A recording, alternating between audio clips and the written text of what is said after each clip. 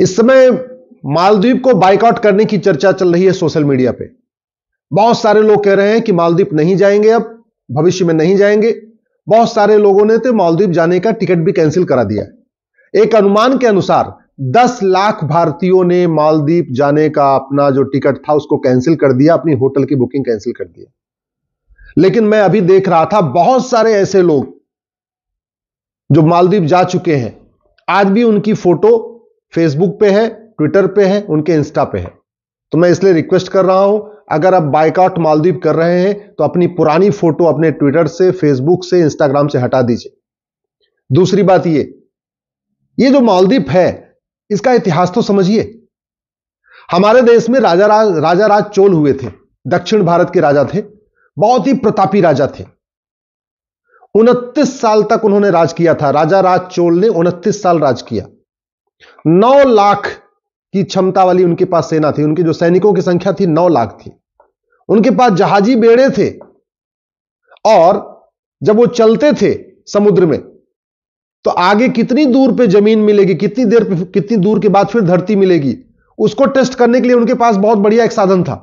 उन्होंने ऐसे पक्षी पाले थे कि वो अपने जहाज पर से उड़ा देते थे और जब वो पक्षी लौट के आ जाते थे उससे स्पष्ट हो जाता था कि आगे बहुत दूर तक धरती नहीं है। तो मतलब समुद्र में चलते थे जहाज से तो यह भी पता कर लेते थे कि कितनी दूर पे धरती मिलने वाली है या समुद्र लगातार चलता रहेगा। और उन्होंने चार जगह अपना राज स्थापित किया था। जो भारत में उनका राज था वो तो था ही। वर्तमान जो मालदीव है ना, ये भी उन्हीं का राज था। जो इंडोनेशिया है ये भी उन्हीं का राज था, राजा राज चोल का राज था। मलेशिया ये भी हिंदू राष्ट्र था। तो राजा राज चोल ने जो अपना हिंदू राष्ट्र स्थापित किया था, मलेशिया भी था उसमें, इंडोनेशिया भी था, मालदीव था। मालदीव एक्चुअली संस्कृत शब्द है मल्लद्वीप, जैसे लक्षद्वीप है ऐसे मल्लद्वीप ये संस्कृत शब्द है। और चूंकि पहले हमारे देश में ज्यादातर स्थानों के नाम संस्कृत में होते थे, दक्षिण भारत में आज भी आपको मिलेंगे रामेश्वरम, मछलीपट्टनम, इस तरीके से रामनाथपुरम, लास्ट में म लगता है या तो द्वीप लगता है। लेकिन आप जरा सोचिए कि जिस मालदीव के ऊपर हिंदू राजा राज चोल का राज था, जहां 100% पॉपुलेशन हिंदू थी, आज की डेट में वहां पे गैर मुस्लिम नागरिकता भी नहीं ले सकता। मालदीव में अगर आपको सिटीजनशिप चाहिए तो सबसे पहले आपको इस्लाम कबूल करना पड़ेगा। और जहां पे राजा राज चोल थे उनकी स्थिति क्या है? लक्षद्वीप में राजा राज चोल थे। लक्षद्वीप एक हिंदू राज्य था, आज की डेट में वहां 97% मुस्लिम है। मालदीव हिंदू राज्य था, आज की डेट में वहां 100% मुस्लिम।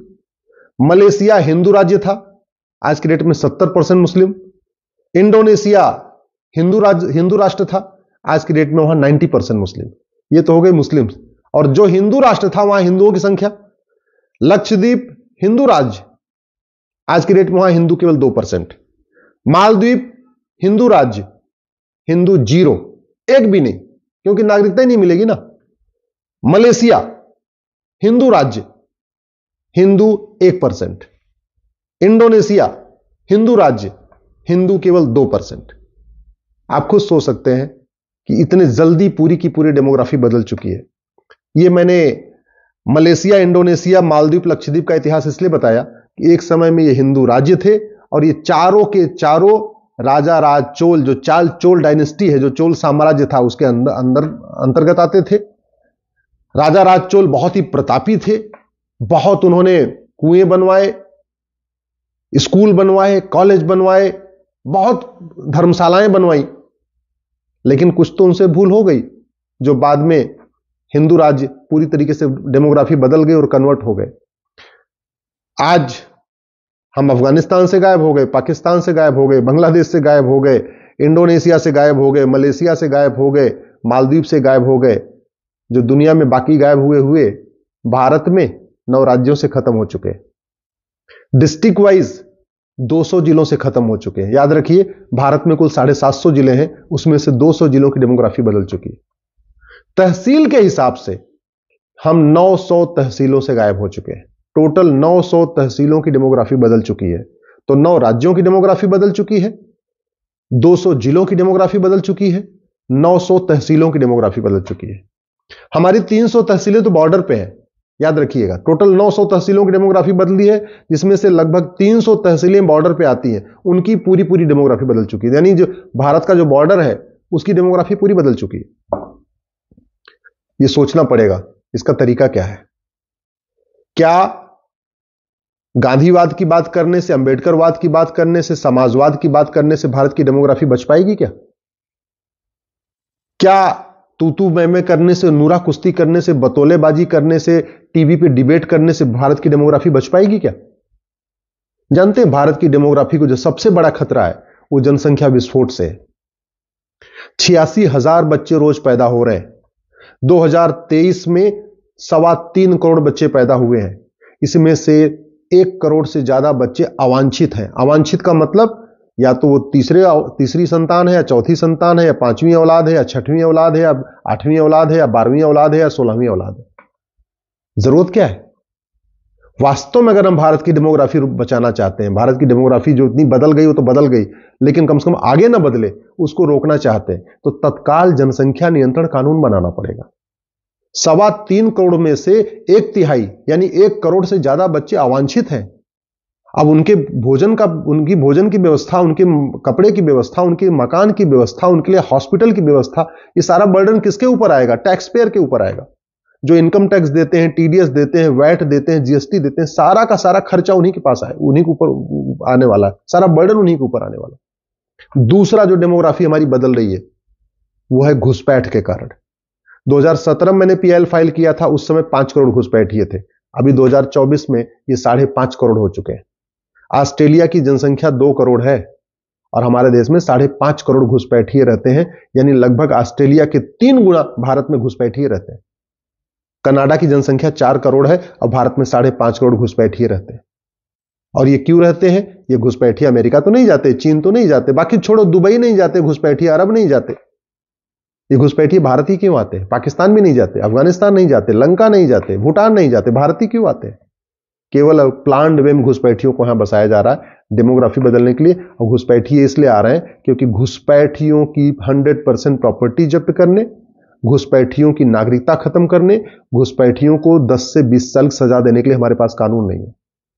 जनसंख्या विस्फोट इसलिए हो रहा है क्योंकि जनसंख्या के नियंत्रण के लिए हमारे पास कठोर कानून नहीं है। एक कानून बन जाए कि जो 2 से ज्यादा बच्चा पैदा करेगा उसकी सिटीजनशिप भी खत्म होगी, 100% प्रॉपर्टी भी जब्त होगी, उसकी नागरिकता खत्म हो जाएगी, और हम चौथा 5वां बच्चा पैदा करेगा तो हम 10 साल के लिए जेल में डाल देंगे। मैं गारंटी के साथ कहता हूं जनसंख्या नियंत्रण हो जाएगा। तीसरा, जनसंख्या नियंत्रण कानून बनाना पड़ेगा, घुसपैठ नियंत्रण कानून बनाना पड़ेगा। और तीसरा जो डेमोग्राफी बदल रही है वो धर्मांतरण के कारण। पूरा नॉर्थ ईस्ट बदल चुका है, पंजाब बहुत तेजी के साथ बदल रहा है, उत्तर प्रदेश, बिहार, मध्य प्रदेश के आदिवासी एरिया में पूरा कन्वर्ट हो चुका है। लोगों को पता नहीं है, वो तो रिजर्वेशन के फायदे के कारण लोग बता नहीं रहे हैं या और चीजों के कारण बता नहीं रहे, अंदर अंदर सब कन्वर्ट हो चुके हैं। और ये इसलिए हो रहा है क्योंकि हमारे पास धर्मांतरण नियंत्रण के लिए कठोर कानून नहीं है। एक कानून बनाइए कि जो आदमी हिंदुओं को धर्मांतरित करेगा उसके ऊपर एनएसए लगेगा, यूएपीए लगेगा, गैंगस्टर एक्ट लगेगा, वेजिंग वॉर की धारा लगेगी, 100% प्रॉपर्टी जब्त करेंगे और उसको आजीवन कारावास या फांसी देंगे। कल से ही धर्मांतरण रुक जाएगा, मैं गारंटी के साठ कहता हूं। सठे साठ्यम समाचरित भय बिन होए न प्रीत। कानून जितना कठोर होगा, दंड की व्यवस्था जितनी कठोर होगी, उतना तेजी के साथ धर्मांतरण रुकेगा, घुसपैठ रुकेगी, जनसंख्या विस्फोट रुकेगा। नहीं तो आज बाइकआउट मालदीव कर रहे हैं, कल को बाइकआउट कश्मीर करना पड़ेगा, परसों बाइकआउट केरल करना पड़ेगा, नरसों बाइकआउट गोवा करना पड़ेगा। भारत के 9 राज्यों में तो खत्म हो ही चुके हैं ना, 200 जिलों में तो खत्म हो ही चुके हैं, 900 तहसीलों में तो खत्म हो ही चुके हैं। कब तक बाइकआउट कर रहेंगे? इसलिए मैं आपसे हाथ जोड़ के निवेदन कर रहा हूं, दल गुलामी छोड़िए, पार्टियों की गुलामी छोड़िए। ये आज के नेता 25 साल के बाद आपके बच्चों को बचाने नहीं आएंगे, लेकिन आज का कठोर कानून 25 साल नहीं, अगले 200 साल तक आपके परिवार को बचाएगा, आपकी संस्कृति को बचाएगा, आपके धर्म को बचाएगा।